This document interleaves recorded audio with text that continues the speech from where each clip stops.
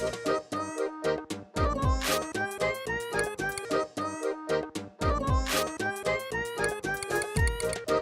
and welcome to another video chat. This time we are talking about Snipperclips, Cut It Out Together.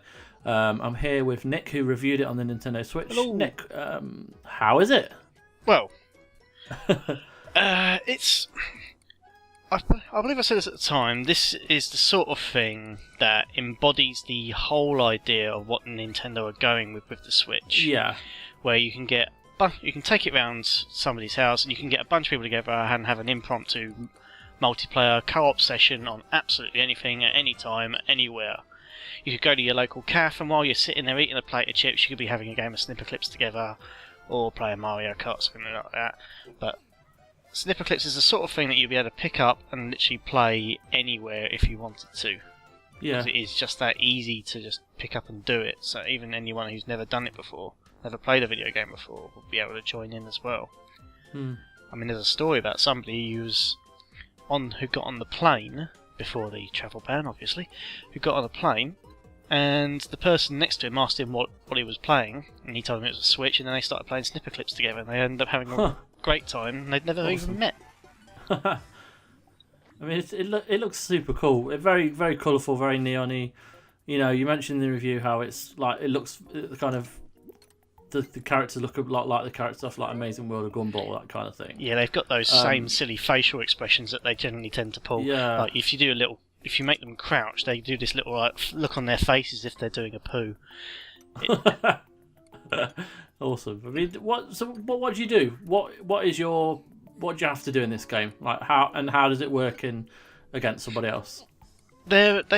When they first showed it, everyone was under the assumption that basically what you had to do is just cut them into shapes to match the shape that's on the screen.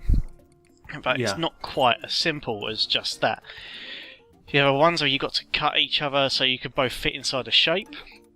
There are ones where you've got to get an object from one place to another. Yeah. These ones can... There's a lot of ways around all these as well. But you've got... Yeah, God, it's really hard to actually don't give too much away.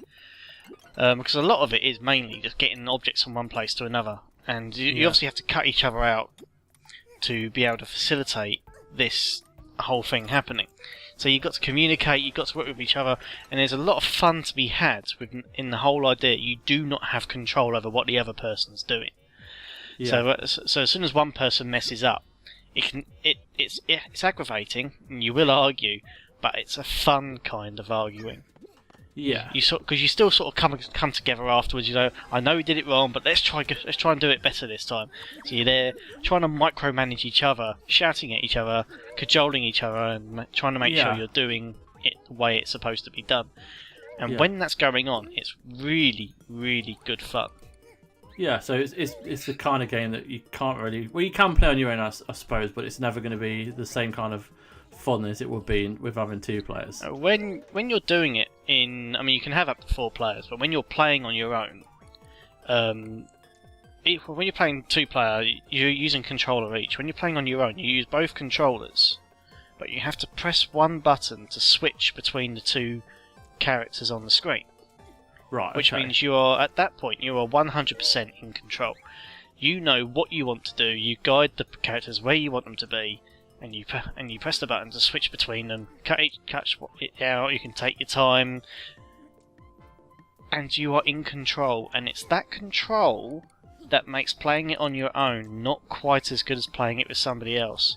Right, Because you want that bit there where you can't predict what the other person was going to do. You can't, because when you mess up, you blame yourself.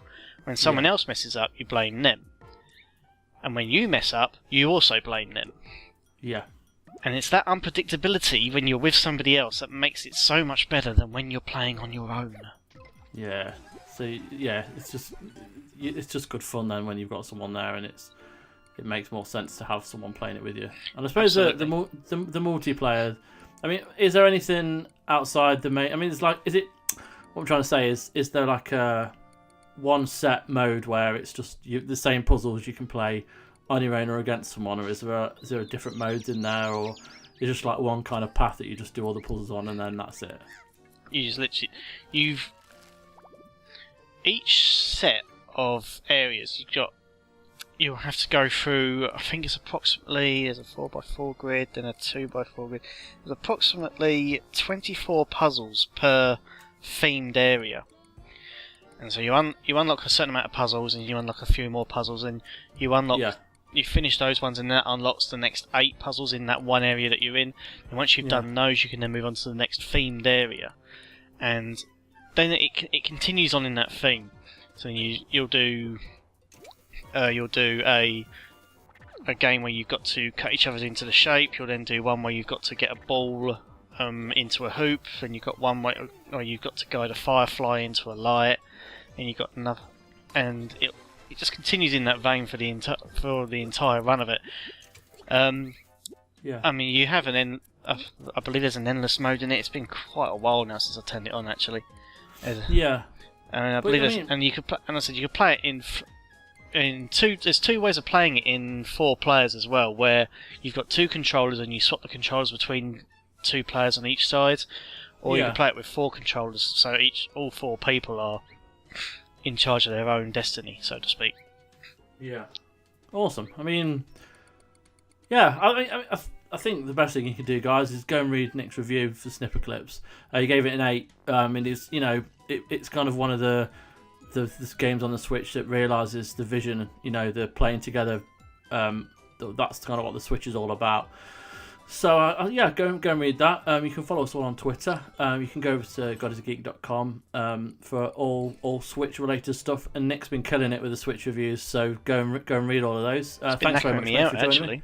I'm not surprised. It's intense. It's amazing. But yeah, go and check all those out. Thanks for joining me, mate. No worries. Thank you very much. Awesome. Speak to you soon. Bye bye.